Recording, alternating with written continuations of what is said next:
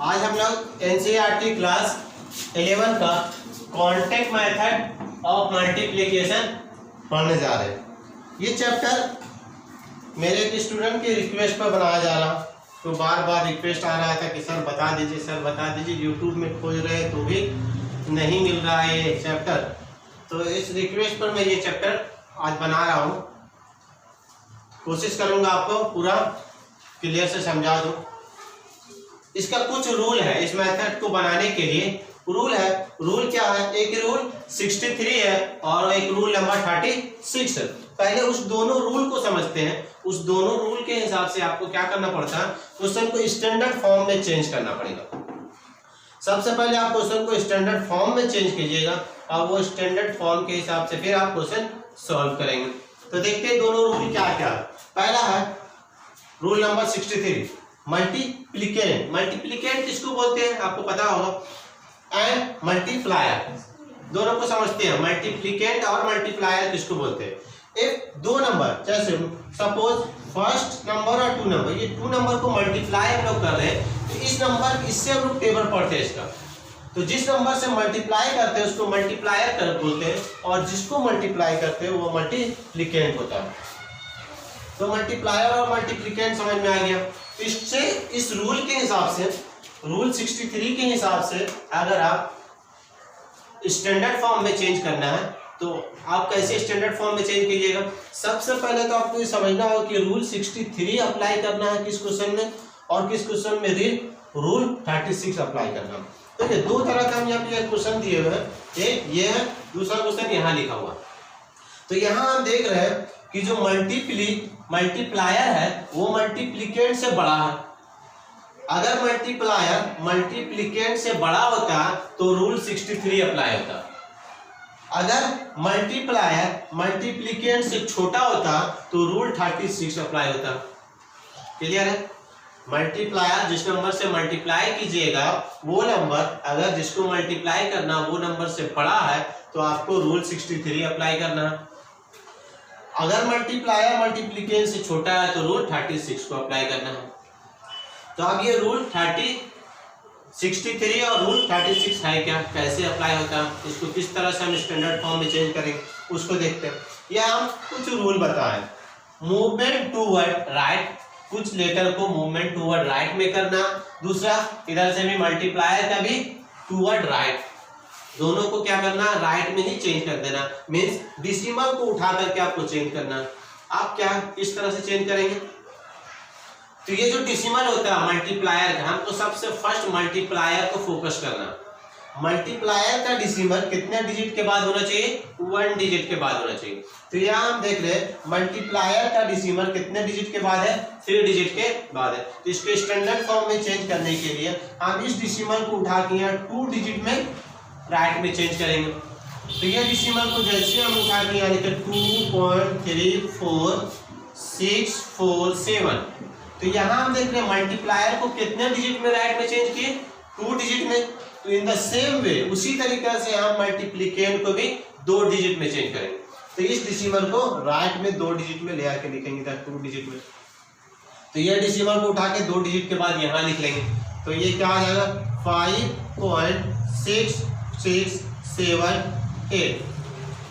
ये रूल 63 था। जितने डिजिट के बाद मल्टीप्लायर का डिसिमल चेंज होगा, सेम उतने डिजिट में मल्टीप्लिकेंट का भी डिसिमल को आपको चेंज करना। यहाँ 2 डिजिट में चेंज किए, इसको भी 2 डिजिट में चेंज किए। अगर यहाँ 3 डिजिट में चेंज करते तो इसको भी 3 डिजिट में चेंज करेंगे। उम्मीद करते हैं कि ये रूल 63 का स्टैंडर्ड फॉर्म आपको समझ में आ गया होगा। उसी तरह के सेम रूल 36 को भी स्टैंडर्ड फॉर्म में चेंज करना। मल्टीप्लाई करने से पहले आपको स्टैंडर्ड फॉर्म में चेंज करना, उसके बाद ही मल्टीप्लाई करना। सेम मूवमेंट टुवर्ड लेफ्ट, कुछ मूवमेंट को क्या लेफ्ट में लेकर के आएंगे, और मल्टीप्लायर का मूवमेंट को क्या करेंगे? राइट में। मल्टीप्लिकेंट का मूवमेंट को लेफ्ट में चेंज करना और मल्टीप्लायर का मूवमेंट को राइट में चेंज करना। अब लग रहा होगा ये कैसे राइट है और लेफ्ट है, एकदम इजी सा। जब आप क्वेश्चन देखिए तो आराम से समझ में आएगा। सबसे पहला काम आपको क्या करना है, सबसे पहले मल्टीप्लायर का डेसिमल को चेंज करना। तो मल्टीप्लायर कितना डिजिट में हम बोले होना चाहिए, 1 डिजिट में, कम से कम 1 डिजिट के बाद डेसिमल होना चाहिए। तो यहाँ भी देख रहे हैं डेसिमल तो यहाँ है, तो आपको 1 डिजिट में अगर यहाँ ले जाएंगे तो कितना डिजिट के बाद ले जा रहे हैं, 3 डिजिट के बाद। तो हम डेसिमल को इसमें कहाँ बैठाएंगे, 7.893। अब यहाँ देखिए हम डेसिमल को कितने डिजिट में ले गए, 3 डिजिट में। तो यहाँ भी डेसिमल को क्या करना पड़ेगा, लेफ्ट में 3 डिजिट में ले जाना पड़ेगा। तो इस पॉइंट को उठा के सिर्फ यहाँ लेकर के आ जाना। तो ये आ गया 92.67889।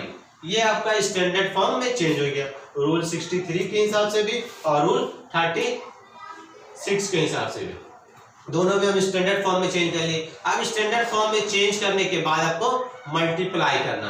अब मल्टीप्लाई कैसे करेंगे वो हम लोग देखते हैं, ठीक है। तो अब मल्टीप्लाई हम लोग करने जा रहे हैं। हम लोग कॉन्टेक्ट मेथड ऑफ मल्टीप्लिकेशन का मल्टीप्लाई करना सीखेंगे। स्टैंडर्ड रूल, 2 स्टैंडर्ड रूल देख लिए, रूल 63 और रूल 36 कैसे स्टैंडर्ड फॉर्म में बदलना हो देख लिए हम लोग। अब मल्टीप्लाई करना सीखेंगे। तो मल्टीप्लाई करने से पहले आपको ये याद रखना है कि 0 से अगर 2 नंबर को मल्टीप्लाई करते हैं और 0 से 4 आता, 0 से 4 तक का आता, तो कैरी लेना आपको 0। उसी तरह 5 से 14 तक का अगर मल्टीप्लाई करने पर आएगा तो कैरी लेना 1। 15 से 24 तक का आ रहा तो कैरी 2। इसी तरह कैसे यहाँ पर आप देख लीजिए, सब चीज को हम लिखती है कि 25 से 34 तक का आता है तो कैरी लेना है 3। 35 से 44 तक का आ रहा है तो कैरी लेना है। इस तरह से हम 64 तक का दिए।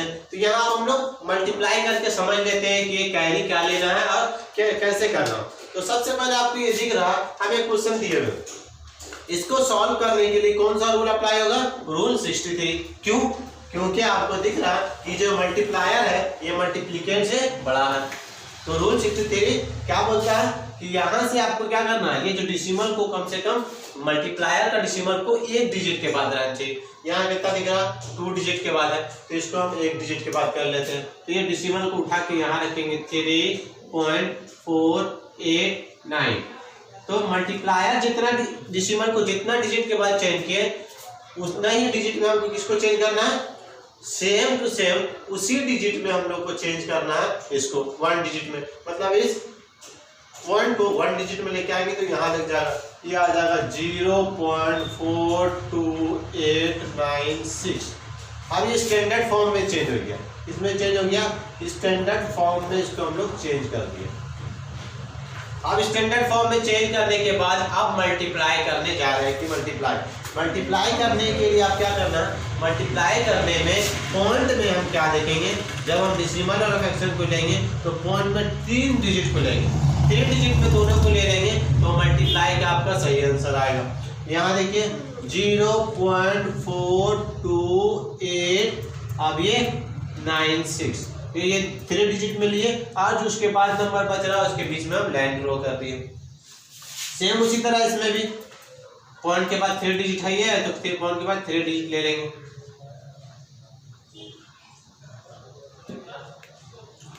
अब मल्टीप्लाई करेंगे।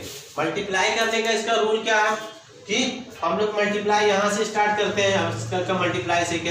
एक कॉन्टेक्ट रूल क्या होता है, उसके अपोजिट मल्टीप्लाई करना, उल्टा मल्टीप्लाई करना। इसको इस नंबर से, इसको जो मल्टीप्लाई किया इसका पहला नंबर और इसका यहाँ से मल्टीप्लाई होगा।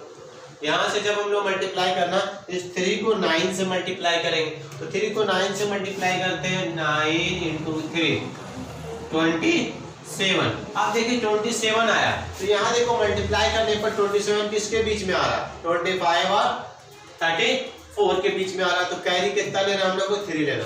तो यहाँ कैरी आपको लेना है 3, यहाँ मल्टीप्लाई करके लिखना नहीं, तो आपको देखना है कि कैरी कितना आ रहा है, उस कैरी को लिए आप फिर इस पे इससे मल्टीप्लाई करेंगे, 3 × 8, 8 3 जा 24 में 3 जो कैरी था उसको ऐड कर देंगे तो 27 आ जाएगा। तो यहाँ 27 के 7 लिखाएगा और कैरी बचेगा 2।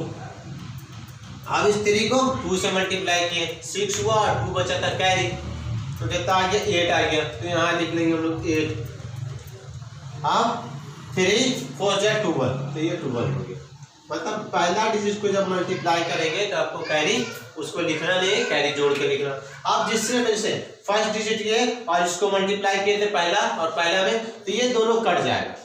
अब इससे मल्टीप्लाई नहीं करना, अब आपको इसको इससे मल्टीप्लाई करना, इससे मल्टीप्लाई करके कैरी वाला पहले लेना। तो ये 4